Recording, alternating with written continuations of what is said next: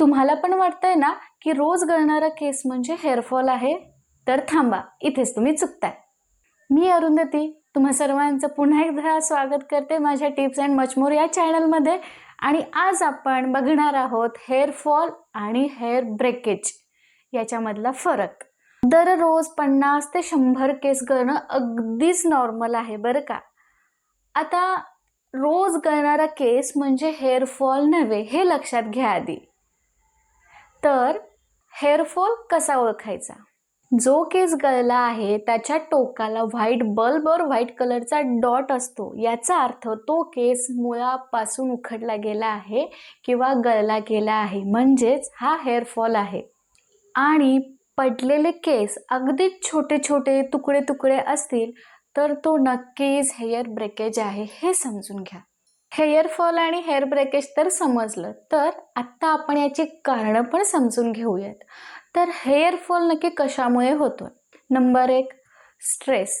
जर stress level जास्त असेल तर या कारणाने देखील हेअरफॉल होतो. नंबर 2, जर तुमच्या बॉडीमध्ये प्रोटीन किंवा आयरनची कमी असेल तर या 2 न्यूट्रिएंट्सच्या कमतरतेमुळे देखील हेअरफॉल होतो.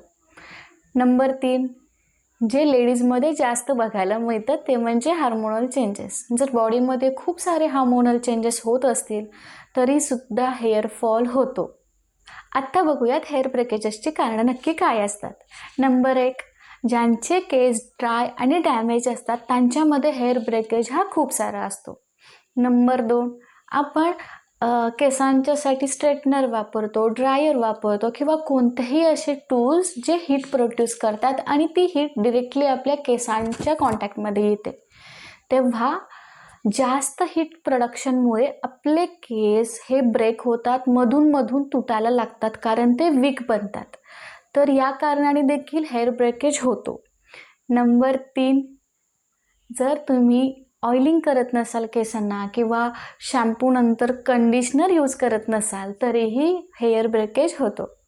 अगदीच सोप्या भाषेत सांगायचं झालं तर केस अगदी मुळापासून तुटला म्हणजे ज्याच्या टोकावर व्हाईट कलरचा डॉट आहे तर समजा की तो तुमचा हेअरफॉल आहे. आणि जर केस तुमचे तुकड्या तुकड्यामध्ये पडत असतील किंवा अर्धवट तुटलेले आहेत किंवा केसांच्या एका बाजूला कुठेतरी स्प्रिंग लाईक स्ट्रक्चर आहे तर समजून जा हा तुमचा हेअर ब्रेकेज आहे. जर तुम्हाला हेअर ब्रेकेज आणि हेअरफॉल याच्यामधला फरक समजला तर 50% प्रॉब्लेम इथे सॉल्व्ह झाला.